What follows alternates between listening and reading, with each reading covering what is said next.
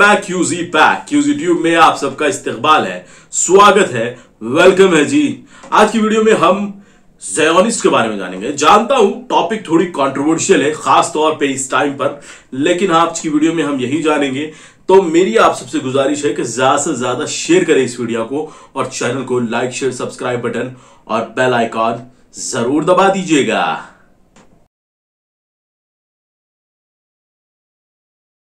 साल था 1891।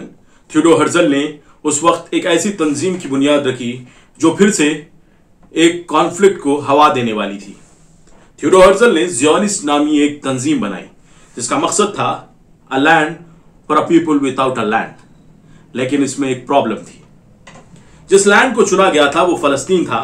वहां पर पहले से फलस्तीनी लोग रह रहे थे, जिनमें कई सारे मुसलमान, ईसाई और यहूदी भी मौजूद थे। यह वो वक्त था जब यूरोप के अंदर एंटीसेमिटिज्म पीक पर था। ईसाई यहूदियों पर जुल्म करते, हत्ता कि हिटलर ने तो इनके साथ हद ही कर दी।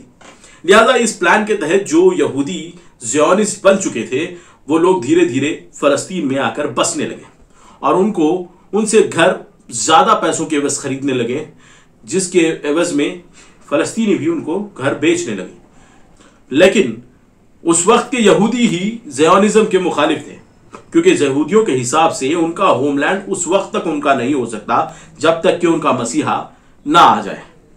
जी हां, यानी ये यहूदियों के भी अकीदे के खिलाफ है। इसमें लोग, प्रोफेशनल लोग जो है वो यहूदियों को 3 हिस्सों में डिवाइड करते हैं। एक होते हैं असल यहूदी, जिन्हें ऑर्थोडॉक्स ज्यूज कहा जाता है, जो इस लैंड को इस तरह कब्जा करने के खिलाफ होते हैं। वो लोग यहूदी होते हैं असल। उसके अलावा एक होते हैं हिब्रू, जो हिब्रू जबान बोलते हैं। अकॉर्डिंग टू ज़ियोनिस्ट ये हिब्रू जबान बोलने वाले और ज़ियोनिस्ट ही असल वारिस हैं फलस्तीन के अंदर रहने के, और इनके अलावा दूसरे लोग उस जगह पर, उस लैंड पर नहीं रह सकते। दोस्तों, जेरूसलम को दुनिया का सबसे सीक्रेट लैंड भी कहा जाता है, क्योंकि वहां पर मुसलमानों, ईसाइयों और यहूदियों की इबादतगाहें मौजूद है और उन तीनों अब्राहमिक रिलीजन के लिए बहुत ही इंपॉर्टेंट रोल प्लेस करता है जेरूसलम। जी हां, इनके किताबों में भी जेरूसलम का जिक्र है। मुसलमान इसे अल-कुद्स कहते हैं, वहीं ईसाई और यहूदी उसे जेरूसलम भी कहते हैं। लेकिन इसके अलावा साल 1941 यानी सेकेंड वर्ल्ड वॉर के बाद ग्रेट ब्रिटेन के अंदर एक रेजोल्यूशन पास किया जाता है यूएन की तरफ से, जिसमें बगैर फलस्तीनियों की राय के एक रेजोल्यूशन पास कर दिया जाता है, जिसमें यह कहा जाता है कि यहूदियों को फलस्तीन में जगह दी जाएगी, जिनमें 49% लैंड यहूदियों का होगा और 51% लैंड फलस्तीनियों का होगा, और जेरूसलम को यूएस और ब्रिटेन मिलकर कंट्रोल करेंगे। बस यही बात थी कि मुसलमान और वहां के फलस्तीनियों को यह बात राज नहीं आती, वो लोग इसकी मुखालिफत करना शुरू कर देते हैं।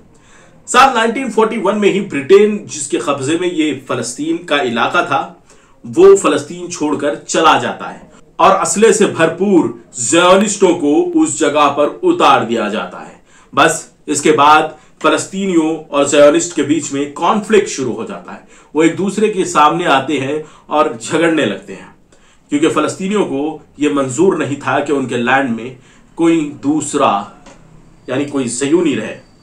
बहरहाल ये कॉन्फ्लिक्ट बढ़ते बढ़ते एक अरब रेवोल्यूशन के पास ले जाता है, जिसमें अरबों को बदतरीन शिकस्त होती है और फलस्तीनियों को नकबा झेलना पड़ता है। इसके नतीजतन फलस्तीनी एक छोटे से इलाके गजा और एक तरफ वेस्ट बैंक की तरफ सुकड़ के रह जाते हैं, और उसके बाद फलस्तीनियों का ऑक्यूपेशन शुरू होता है। जी हाँ, उनके घरों से उनको निकाला जाता है और वहां पर यहूदी बसने लगते हैं, और ये टैक्टिक के तहत सारा फलस्तीन तकरीबन आज के दौर में कब्जा कर चुकी है ज़ियोनिस्ट हुकूमत। ज़ियोनिज़्म का एक मकसद है कि तमाम यहूदियों को एक जगह पर लाया जाए और उनको एक लैंड पर लाकर ठहराया जाए, और उनको वहां पर रहने के लिए और उनको वहां पर हर किस्म की सहूलत दी जाए। लेकिन ज़ियोनिस्ट ये सब तो कहते हैं, लेकिन इसके लिए वो लोग अरब फलस्तीनियों का जीना धोबर कर चुके हैं।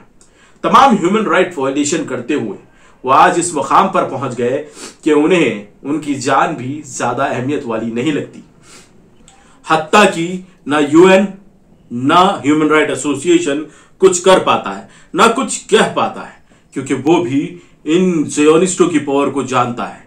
चाहे वो वर्ल्ड बैंक हो या फिर ह्यूमन राइट्स खुद हो, ये सब यही लोग कंट्रोल करते हैं। तो इनको काबू में करना मुश्किल है, लेकिन एक सॉल्यूशन पर आना होगा और उस वक्त तक एक सॉल्यूशन को मेंटेन करना होगा कि जिस वक्त तक डे ऑफ जजमेंट नहीं अराइव होता।